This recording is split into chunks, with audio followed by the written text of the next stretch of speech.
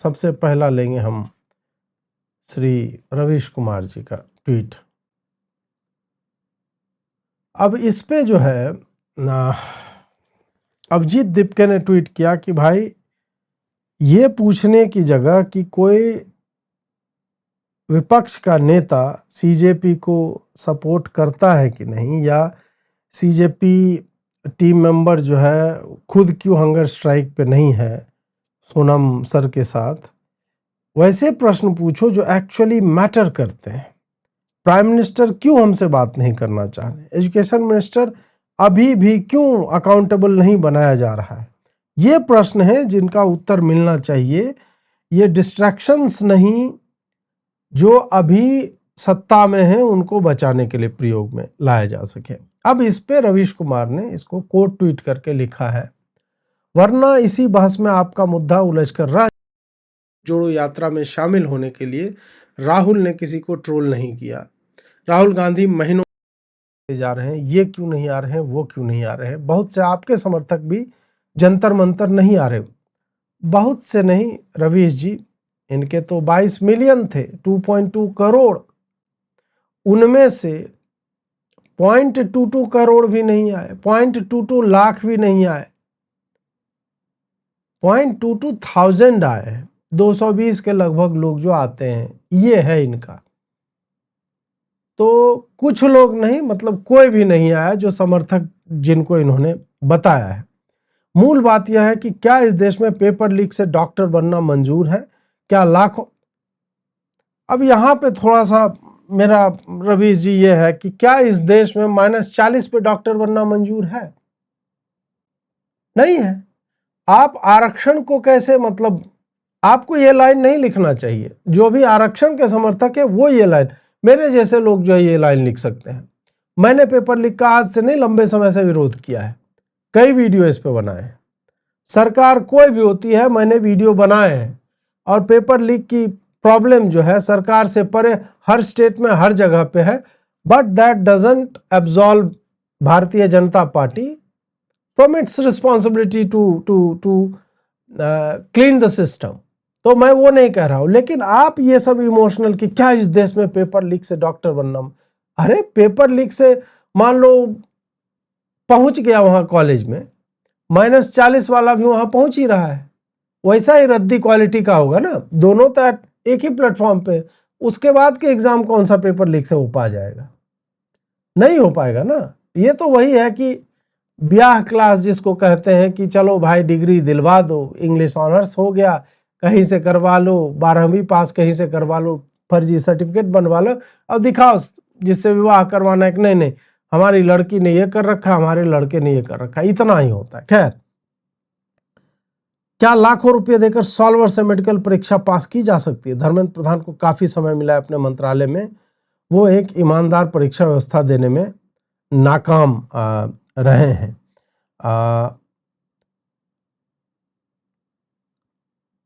शिक्षा की हालत तक तो बात ही नहीं पहुंची है, वाइस चांसलर के रैकेट, ये पूरा चला गया। शिक्षा राजनीतिक मुद्दा है, गैर राजनीतिक कहने का मतलब नहीं। यह सच है कि भारत का युवा शिक्षा से पीड़ित है, फिर भी उसका राजनीतिक मुद्दा नहीं है, इसलिए इस मुद्दे पर लड़ना दीवार से सर टकराना। ये सारा कुछ लिखा इन्होंने। यह चुनौती आपकी है, राहुल गांधी की भी होने वाली है, हर राज्य में रैली करने जा रहे हैं, बढ़िया है। अब रवीश कुमार जो है अभी आज ही में ये जगह है थोड़ा इस बात को लेके, 1-2 दिन में, इससे पहले मोस्टली साइलेंट ही रहे हैं। यूजीसी जब आया तब नहीं बोले। मैं इन सब को ये बातें इसलिए भी याद दिलाता हूं कि ये जो अचानक से इतने हितैषी बने घूम रहे हैं ना और शिक्षा व्यवस्था पे प्रश्न उठा रहे हैं, जो भी व्यक्ति आरक्षण का पक्षधर है उसे शिक्षा व्यवस्था जैसी चीज पे कोई भी प्रश्न उठाने का अधिकार नहीं है। आप कम से कम उसकी गुणवत्ता पे तो प्रश्न मत उठाइए। आरक्षण 50% अनडिजर्विंग, जिसका मेरिट उतना नहीं होता, मेरिट के हिसाब से मैं बता रहा हूं, अनडिजर्विंग कैंडिडेट्स को वहां पहुंचा रहा है जहां उन्हें नहीं होना चाहिए। पेपर लीक से कितने % लोग पहुंच जाते होंगे? सॉल्वर का यूज कितना आदमी कर रहा होगा? 1%, 2%, 3%, 5%, 10%। 10% मैं बहुत अधिक बोल रहा हूं। 1% पे भी रखे तो वो भी मुझे लगता है कि अतिशयोक्ति ही होगी। तो आप कम से कम शिक्षा की गुणवत्ता पे कि किस क्वालिटी का मिल रहा है, इस पे प्रश्न मत उठाओ यदि आप आरक्षण के पक्षधर हैं और इनफैक्ट आप चाहते हैं कि 85% आरक्षण हो जाए। फिर आपको शिक्षा व्यवस्था में क्वालिटी से तो कोई लेना देना नहीं। आपका एक पॉलिटिकल पर्पस है और संभवतः लोग जानते हैं कि भाई ये उनके लिए नहीं कर रहे हैं आंदोलन, ये अपने लिए कर रहे हैं आंदोलन। आज मैं एक इंडियन एक्सप्रेस वाला सौरभ द्विवेदी वाला उसका इंटरव्यू का एक क्लिप देख रहा था। सौरभ द्विवेदी ने उनसे पूछा कि आपको राजनीति में रुचि है क्या? नहीं, मैं क्या, यहाँ पे तो जो मैं कर रहा था उससे लगा कि मेरे घर का तो काम चलेगा नहीं, तो मैं यूएसए चला गया फिर वो पढ़ने के लिए। बहुत ही कैजुअली उसने बोला। दलित परिवार का है, बोलता है कि मैं दलित हूं, मैं पीड़ित हूं, और इतना कैजुअली बोला कि फिर मैं यूएस चला गया कि वहां से अच्छी डिग्री लूंगा, कुछ पैसे कमाऊंगा। कमाओ ना बे, तुम्हारा वीजा खत्म हो गया, तुम यहां पे आ गए और उसको इस तरह से भुना रहे हो तुम, जैसे कि तुम भारत के युवकों की आवाज सुनकर के यहां पे आ गए। वाह! और क्या है कि भारत का युवा या परीक्षार्थी वो इस बात को आइडेंटिफाई करता है, देखता है इसको कि भाई ये हमारे लोग नहीं है। नहीं तो क्या एसएससी वाला जो प्रकरण हुआ था उसमें क्या छात्र नहीं आते सड़कों पे? उनकी जब डिमांड होती है वो उतरते हैं सड़कों पे। हर जगह पे, पटना में होता है आंदोलन, चाहे शिक्षक का हो, एसएससी को लेकर के हो। कई बार छात्र आंदोलन हुए हैं। ठीक है, उनको मारा पीटा जाता है, भगा दिया जाता है, लेकिन ऐसा नहीं है कि छात्र अपने अधिकार की लड़ाई के लिए सड़क पे नहीं उतरता है। छात्र तुम्हारे साथ नहीं है क्योंकि वो जानता है कि तुम्हारा इंटेंशन, तुम्हारी मंशा जो है ना, उनके प्रॉब्लम को सॉल्व करने के लिए नहीं है। इसलिए ये जो एक फेक सेंस ऑफ हीरोइज्म, ये जो पुश किया जा रहा है, ये जो सोनम वांगचुक का आइकॉनिफिकेशन चल रहा है ना कि अरे बाप रे बाप कितने महान लोग हैं, और इसमें भाई साहब मैं क्या बताऊं कि कौन कौन लोग इसमें लगातार ट्वीट कर रहे हैं, सेलेब्स के ट्वीट आ रहे हैं, वो सब हम बाद में आपको दिखाएंगे। इन्फ्लुएंसर्स, अचानक से आपने देखा इतने दिन सब शांत थे। अब क्या है कि जिस दिन से सोनम वांगचुक बैठा उससे पहले से कॉकरोच है ना भाई, कर रहा है ना भाई। उस समय से क्यों तुम लोग लगातार जो उसके साथ नहीं रहे? उस समय से कोई क्यों नहीं आ रहा था? अचानक ये जब इन्होंने एक प्लान बनाया, जो कल विजेता दहिया बोल रहा था, ऑनरेबल एग्जिट। अब क्या है कि हर व्यक्ति, संभावना है कि कल या परसों में, चूंकि यदि डॉक्टर्स को लग गया होगा कि इसका कंडीशन जो है अब खराब होने जा रहा है, तो उसको किसी तरह से अब स्टेबलाइज करो, उसको ठीक करो। अगर ये रुक गया तो ये निपट जाएगा। और सोनम वांगचुक साला इन लोगों के लिए तो नहीं मरने वाला है। Sonam Wangchuk is not going to die for them ना, he is too smart for that. वो आराम से, वही कि इतने लोग कह रहे हैं, अब आएंगे सब सेलेब्स आएंगे। कल जो है केजरीवाल भी जा रहा है। ये लोग, संभव है कि ये लोग सारे लोग बोलेंगे कि हम भी आपके साथ जो है सिंबॉलिक फास्ट करेंगे, अब नहीं सरकार सुन रहे तो हम क्या करें, ये भी जो हमारी एक हार है। इस तरह की कुछ बात करके एक ऑनरेबल एग्जिट इसको दिया जाएगा ताकि ये खाए पिए और इन मूर्खों के चक्कर में निपट ना जाए। यही सबसे क्रेडिबल कार्य होता हुआ दिखता है। और बाकी जो रवीश कुमार और ये लोग जो ज्ञान दे रहे हैं ना, ये, और एक यहां पे अब देखो ये यही सब, मतलब अब ये पीएम गुलाम है हमारा। नहीं भाई, ये कौन बोला आपको कि पीएम गुलाम होता है? ये आपको कंफ्यूजन है। तुम सीएम को पहले अखिलेश यादव को गुलाम बना के एक बार बोल के तो देख लो। टोपी फोल्ड करके और डाल देगा वैसी जगह पे जहां सूर्य नहीं चमकता। तो ये कहां से कंफ्यूजन है? तुमने बाप बना लिए भाई। तुम्हारी माँ जो है नए नए बाप रोज बनाती होगी, हस्बैंड लाती होगी अपने घरों में।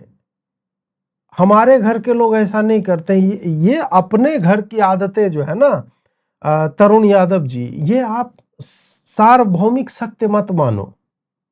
ये आपके घर में ये सब होता होगा कि आपकी माता जी रोज कोई कोई नया लाती होगी, बोलते हुए तरुण बेटे ये आज से आपके पिता हुए, तरुण बेटे ये आपके अब्बू हुए। तो ये आपका कल्चर है, हम लोग का नहीं है, इसलिए इतना लोड जो है आप मत लीजिए। अब क्या है, तरुण यादव जैसों का मतलब इनकी जो समस्या है विचारों की, और अभी क्या है ना कि सोनम वांगचुक के शुक्राणुओं से उत्पन्न बहुत सारे लोग कमेंट सेक्शन में आ रहे होंगे। वो लग रहा है अपने अपने मतलब वो, खैर मैं किसी की माँ बहन पे उस लेवल पे नहीं जाना चाहता, बट आप समझ रहे होंगे कि ये सब उनके जो मानस पुत्र एक तरह से कह दें, ये अभी बेचारे आएंगे और इनका यही कहना है कि वो युवाओं के लिए जान देने के लिए तैयार हैं, तुमको इससे क्या दिक्कत हो रही है। भाई युवाओं के लिए वो जान नहीं दे रहा है, वो अपनी राजनीति के लिए ऐसा कर रहा है। और एक बात मैं बोलता हूं, ये देते हैं ना प्रोफेसर, क्या उनका नाम था, एक मिनट में सर्च ही कर लेता हूं।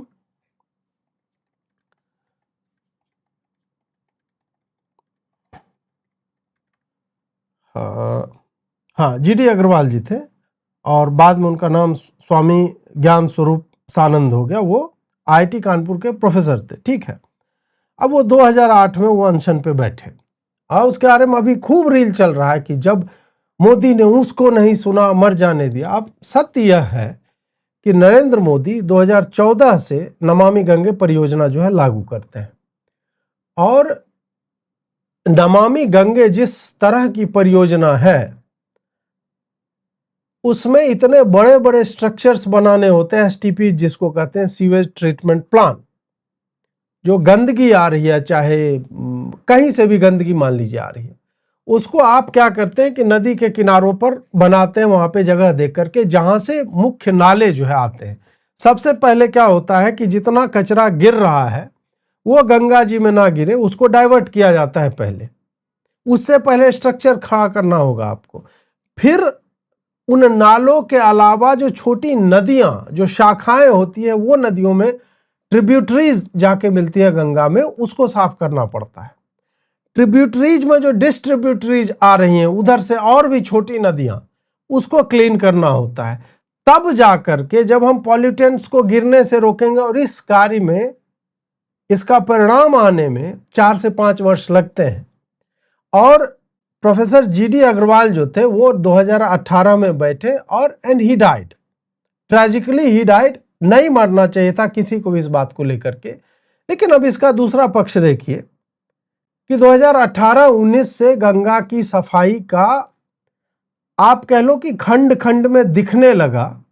कुंभ हुआ, हमने उस वक्त देखा, माघ मेलों में देखा कि सफाई जो है वो हो रही है, और ये अचानक से नहीं होगा, ये बहुत लंबी परियोजना होती है। उनका था कि मैं वैज्ञानिक हूं, मैं पॉल्यूशन कंट्रोल बोर्ड में रहा हूं, मुझे पता है। सब कुछ के होते हुए भी professor GD Agarwal couldn't have cleaned Ganga ji. कैसे कर लेते? आपको उसी सरकार के ही पास जाना होगा, आपके पास वो तंत्र नहीं है, आपके पास ना लोग हैं, कैसे आप कर लेते उसको क्लीन? आप गवर्नमेंट के पास जाते, गवर्नमेंट फिर उसका स्ट्रक्चर ऐसा है कि बोर्ड बनाएगी, आपको ही क्यों एकमात्र अथॉरिटी मान लिया जाए। और गंगा जी को साफ करने का इंटेंट नरेंद्र मोदी में नहीं होता तो वो लेकर के आते ही नहीं नमामि गंगे। मैं यह नहीं कह रहा हूं कि नमामि गंगे 100% सक्सेसफुल है, यह नहीं कह रहा हूं। 2018 तक जितना काम हुआ था उस हिसाब से भी देखा जाए तो वो एक पाथ पर था। उसके बाद फिर बाकी काम 19-20 में कोविड आ जाता है, उसके बाद जो भी हुआ पूर्णतः यह सक्सेसफुल नहीं है। परंतु यह कहना कि सरकार का कोई इंटेंट ही नहीं था, उसको कहा मर ही जा, ये वही बात हो गई कि मैं आज अनशन पे बैठ जाऊं कि इसरो को और भी उपग्रह भेजने चाहिए, और मैं प्राण त्यागने पे तुला हुआ हूं कि नहीं। और अब कहेगा देखो एक कंसर्न सिटीजन है, बैठा हुआ है, वो चाहता है कि देश की प्रगति हो, और भी उपग्रह भेजे जाए, सरकार उससे बात नहीं कर रही है। गवर्नमेंट यदि इन विषयों पे हर एक बंदे से जो ब्लैकमेलिंग के उद्देश्य से बैठा हुआ है और जो कार्य संभवतः पहले से हो रहा है उस पे इंगेज करने लगे, तब तो हो गया भाई। हर व्यक्ति फिर कल परसों जाके आमरण अनशन पे बैठने लगेगा। सोनम वांगचुक जो कर रहा है, अब उसके विरोध में कोई आदमी बैठ जाए, मान लीजिए कि अगर सोनम वांगचुक की बात मान ली गई तो मैं प्राण त्याग दूंगा, क्या करेगी सरकार इसमें? बताओ किसकी जान ज्यादा कीमती है? एक 18 साल का बच्चा वो बैठ जाए कि अगर सोनम वांगचुक की बात मान ली जाती है तो मैं जो है प्राण त्याग दूंगा। क्या इस तरह की ब्लैकमेलिंग से सत्ता चलती है या गवर्नमेंट काम करती? नहीं। सोनम वांगचुक जो बोल रहा है, इतना प्रचार हो गया, हो हल्ला हो गया, सब कुछ हो गया, लोगों को पता है कि धर्मेंद्र प्रधान जाएगा। अब तुम उसका क्रेडिट लेने के लिए यदि जान दे तो दे दो भाई तुम। और मैं बता रहा हूं कि किसी को धेले भर का अंतर नहीं पड़ेगा, किसी को नहीं पड़ेगा भाई। 10 दिन इंटरनेशनल मीडिया में भारत की थू थू होगी, उससे क्या होता है? ऐसे नहीं हो रही है क्या? ये मीडिया वाले इसी तरह के तो लोग हैं भाई, हर दिन गाली देते हैं तो हाँ इंटरनेशनल बेइज्जती, हाँ हो रही है। ऑस्ट्रेलिया वाले मजाक उड़ा रहे हैं कि प्राइम मिनिस्टर मोदी जो है उससे गले मिल जाता है, उसका हाथ पकड़ लेता है, गेइश टाइप का, मतलब एक तरह से उस टोन में जो है डिस्कस किया जा रहा है। तो क्या हो गया? भारत बढ़ना बंद हो गया, भारत की प्रगति रुक गई कि हमारा जीडीपी नेगेटिव हो गया? उससे नहीं होता है भाई कुछ। इससे, इस तरह के रिपोर्टाज से, इस तरह की चीजों से भारत की सेहत पे कोई असर नहीं पड़ने वाला है।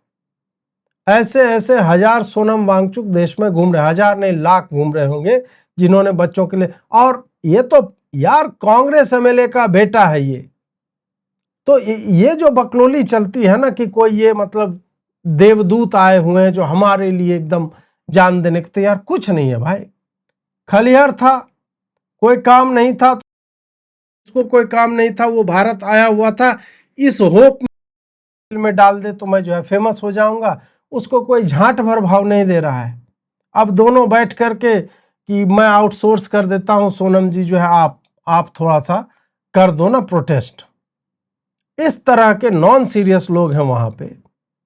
इरोम शर्मिला का उदाहरण मैंने दिया आपको। इरोम शर्मिला बैठी कि आफ्सपा जो है हटाया जाए मणिपुर से, आज तक नहीं हटा है। क्यों नहीं हटा है? क्योंकि वो उस क्षेत्र की रिक्वायरमेंट है। इरोम शर्मिला के मर जाने से, आमरण अनशन पे बैठ जाने मात्र से स्टेट जो है वहां की रियलिटी, उसकी वास्तविकता से दूर नहीं भाग सकता कि वहां पे ड्रग्स आ रहे हैं कहीं से, वेपन्स आ रहे हैं कहीं से, मिलिटेंट ग्रुप्स एक्टिव हैं, एक्सटॉर्शन चल रहा है, रेप हो रहा है, हत्याएं हो रही हैं, बम फेंके जा रहे हैं, आग लगाया जा रहा है, इतनी चीजें हो रही थी और उसको कंट्रोल में लाने का कार्य केवल और केवल इंडियन आर्मी का था। वही इक्विप्ड थे उसको हैंडल करने के लिए। तो आफ्सपा था, वो बैठ जाती थी, अगले दिन उसको जो है सुसाइड के अटेम्प्ट में उसको जेल में डाला जाता था, नाक से ट्यूब डाला जाता था, संभवतः 1 साल तक आप रख सकते हैं उसको उस अवस्था में, उसके बाद आपको छोड़ना ही पड़ेगा उसको, मैक्सिमम वही है। फिर छोड़ते थे, वो फिर ट्यूब व्यूब निकाल लेती थी और फिर बैठ जाती थी अनशन पे, फिर उसको 1 साल रखा जाए। 16 साल तक इरोम शर्मिला यही करती रही। और जब इरोम शर्मिला लड़ती है तो देखिए उसको कितना वोट आता है।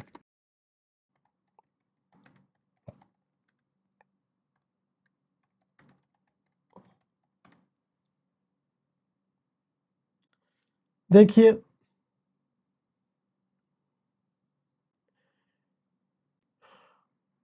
90 vote, can you fucking believe it? 90 votes. Manipur के 2017 के लेजिस्लेटिव असेंबली इलेक्शन में अपने घरेलू क्षेत्र से 16 वर्ष से स्वयं को स्वघोषित मणिपुर की क्रांतिकारी महिला बना करके क्या क्या नहीं किया, और उसको वोट आए 90। अब बताओ कि क्या इन लोगों के ब्लैकमेल पे, इस तरह के लोगों के ब्लैकमेल पे सरकार चलेगी? तो मैं आपको वही बताना चाह रहा हूं कि ये वास्तविकता होती है इन भाड़े के प्रोटेस्टर्स की। इरोम शर्मिला का मैं उनको नहीं कहूंगा कि वो थी, पता नहीं फंडिंग उनको कौन, इंटरनेशनल स्टेज पे सब कुछ ये सब चल रहा था, तो somebody might be helping her out, मैं ये नहीं जानता अभी तक। लेकिन सोनम वांगचुक के बारे में सब कुछ सार्वजनिक है। यह आदमी घनघोर वामपंथी है जो पर्यावरण के लिए युद्ध की आड़ में देश को डिस्टेबलाइज करने के लिए सब कुछ के एनएसए लगा था इसके ऊपर। 8-10 महीने ये जेल में रह के आया है, और जेल में जाने वाला हर व्यक्ति भगत सिंह नहीं होता। और मैं पुनः कह रहा हूं कि आप प्रशांत किशोर से सीखो। प्रशांत किशोर ने जब देखा उब गया भाई, क्या है उसका। इनफैक्ट तुम अरविंद केजरीवाल से सीखो भाई। अन्ना आंदोलन क्या था, उसका तो इंटेंट भी सही था, और उसके बाद लोग गलत गलत आए तो अन्ना को दरकिनार कर दिया, उसके बाद खुद भी बर्बाद कर दिया मूवमेंट को। बट कम से कम आम आदमी पार्टी का देश की राजनीति में आना, भाई जब तक आप राजनीति में नहीं आओगे तब तक रूल कैसे करोगे आप अपनी बात कैसे पहुंचाओगे? वही एकमात्र माध्यम है। तो तुम्हें यदि इतने लोगों का, तो बोले करोड़ों युवाओं का समर्थन है, तो भाई तुम चुनाव क्यों नहीं लड़ रहे हो? उसमें आओ ना। सोनम वांगचुक को लड़ना चाहिए था, ही शुड कंटेस्ट इलेक्शंस। या फिर जो भी विपक्षी दल जितने हैं, इतना जो अभी आ रहे हैं ना हर पार्टी का आदमी, सोनम वांगचुक को राज्यसभा में भेज दो। इंडी ब्लॉक का राज्यसभा का एक नॉमिनेशन डलवा दो सोनम वांगचुक का। ये तो कर सकते हो तुम लोग, तुम लोगों से वो भी नहीं हो रहा है। तो फिर हम कैसे कहें कि तुम चाहे डायरेक्ट रूप से या फिर इनडायरेक्ट रूप से, प्रत्यक्ष या परोक्ष मतदान से तुम जब तक चुन करके नहीं आते, हजार लोगों की भीड़ के बीच एक स्टेज बांध लेना, it doesn't show that you have the support of millions as you are claiming. Vijeta Dahiya रो रहा है कि 20,000 लोग कम से कम आ जाएं। 20,000 फॉर गॉड सेक, 20,000। तुम साला 2 करोड़ की बात कर रहे हो यार। 2 करोड़ होता है 200 लाख, और 2 लाख होता है 20,000। परसेंटेज में देख लो कि कहां पे पॉइंट कितने परसेंट में आता है। 20,000 वो भी नहीं आ रहा है। तो क्या हमें समझ में नहीं आ रहा है कि ये पूरी चीजें जो ये हो रही है वो कैसे हो रही है और क्यों हो रही है? अरे मीठा भी अपना। पिछले 2 दिन से देश भर से फोन आ रहे हैं, संदेशे आ रहे हैं। नहीं, आपको फोन नहीं आ रहे हैं, कोई संदेशे नहीं आते। ये आप झूठ बोलते हो योगेंद्र यादव जी। आप सोनम वांगचुक को मना लीजिए कि वो अपनी भूख हड़ताल वापस ले लें। नहीं, मुझे पता नहीं क्यों योगेंद्र जी ऐसा लगता है कि आप झूठ बोल रहे हो। फिर भी सोनम का कहना है कि अगर आप मेरी बात से सहमत हैं, इस मांग से सहमत हैं, तो आप मुझ पे दबाव क्यों बना रहे हैं? सरकार पे दबाव क्यों नहीं बनाते? बात तो सही है। 17 दिन हो गए गांधी के देश में गांधी के तरीके से एक आदमी बैठा है, कुछ नहीं खा रहा है, सिर्फ एक सवाल उठा रहा है, और सरकार मंत्री को बर्खास्त करना तो छोड़ दीजिए, बात भी नहीं कर रही है। तो अब ये मामला सोनम वांगचुक को सरकार के बीच का नहीं है। सरकार से यदि बात कर रहे हैं योगेंद्र यादव जी, तो आप अपॉइंटमेंट लेके जाइए ना। मुझे लगता है आप ईमेल लिख दो, यू नीड एन अपॉइंटमेंट, मिल लेंगे भाई। धर्मेंद्र प्रधान सोनम वांगचुक से मिल चुके हैं, उनके घर पे जाके मिल चुके हैं, पूरी एनईपी उनको बताई थी। तो ऐसा नहीं है कि सोनम वांगचुक के लिए दीज गाइज आर इनएक्सेसिबल। आप जाइए, उनसे मिलिए, बात कीजिए। और ये क्या कि मैं भूख हड़ताल, फिर तो मुझे ही बढ़िया है, मोदी जी पॉडकास्ट नहीं दे रहे हैं मुझे, मैं भूख हड़ताल पे बैठ जाता हूँ। अब मोदी आए मनाने, नहीं अजीत जी प्लीज एक गिलास पानी ले लीजिए, आपको मेरी कसम है अजीत जी, ऐसे करके। ऐसे थोड़े होता है भाई। ये आपका और मेरा मामला है, हमें कुछ करना होगा। नहीं नहीं नहीं नहीं, जंतर मंतर के प्रदर्शनकारियों ने एक कॉल दी है कि 20 तारीख को जंतर मंतर से संसद तक एक शांतिपूर्ण मार्च किया जाएगा।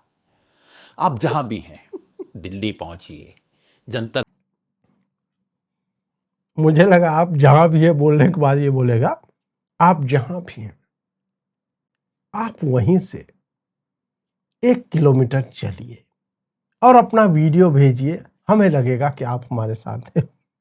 मंतर पहुंचिए, इस मार्च को ज्वाइन कीजिए, और तब तक जहां हैं, जो कर सकते हैं, इस आंदोलन के समर्थन में लोकतांत्रिक और शांतिपूर्ण तरीके से अपनी आवाज दर्ज करवाइए।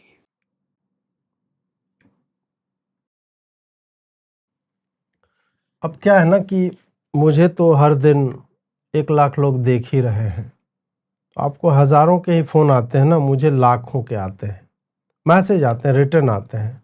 मैं आपको दिखा दूंगा, हर दिन कम से कम 5,000 कमेंट आते हैं मेरे लाइव के दौरान और बाद में जो पोस्ट लाइव जो लोग देखते हैं, तो उसमें यही कहते हैं कि नहीं इसको करने दो, डोंट गिव अ डैम, रहने दो यार, रोने दो, गाने दो।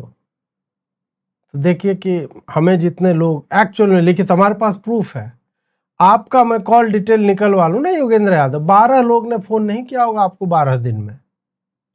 काहे फर्जीवाड़ा करते हो कि हजारों लोगों के खत आ रहे हैं, कौन लिखता है बे तुमको खत? 1 मिनट अभी मैं चेक करता हूं योगेंद्र यादव को, ट्विटर जैसे देख लेते हैं ना, इस पे कमेंट कितने लोग योगेंद्र भाई को करते हैं देखा जाए। योगेंद्र भाई का ट्विटर है आपके स्क्रीन पे, 1.6 मिलियन इनके फॉलोअर हैं। ठीक, इन्होंने एक रीपोस्ट किया है, 62,000 लोगों ने देखा है, टोटल 186 कमेंट है रिपोस्ट पे भी। ठीक, और योगेंद्र भाई जब खुद अपना डालते हैं 8.9, मतलब 9,000 लोग नहीं देख रहे हैं, 37 कमेंट आ रहा है बे, 37 कमेंट आ रहे हैं तुम्हें सोशल मीडिया पे जो ओपन है, जहां लोग, कौन है वो 1,000 लोग जो, मतलब कुछ भी चल रहा है भाई, कुछ भी। ये देखिए 28 कमेंट है, देखो देखो, फिर अपना एक वीडियो, हाँ ये इस पे आपके 1,000 कमेंट आए हैं, और वो एक कमेंट पढ़ लूं तो हो सकता है लोग गाली दे रहे हो इन्हें। ठीक, हाँ ये देखो भाई, तुम्हारा मजाक उड़ा रहे हैं लोग, जहां दिखे टेंट वहां सलीम प्रेजेंट। अब आपने जीवन भर आंदोलन, प्रदर्शन, सड़कें अवरुद्ध करने और अराजकता फैलाने का काम किया है। ठीक है, मौसम क्यों बदला? केजरीवाल ने भी यही किया था, तुम भी साथ थे, क्या हुआ इसका जवाब दो पहले। डियर योगेंद्र जी, वादा कीजिए भरपेट क्रीमी पेस्ट्री मतलब एक भी आदमी इसके समर्थन में नहीं है। 1,000 कमेंट आया, वो गाली सुन रहा है। और जब भी एक ये अच्छा तरीका होता है यह जानने का कि यदि लाइक का और कमेंट का और ये सब का रेशियो आपको हिला हुआ दिखे, समझ जाए कि आदमी गाली खा रहा है उसमें।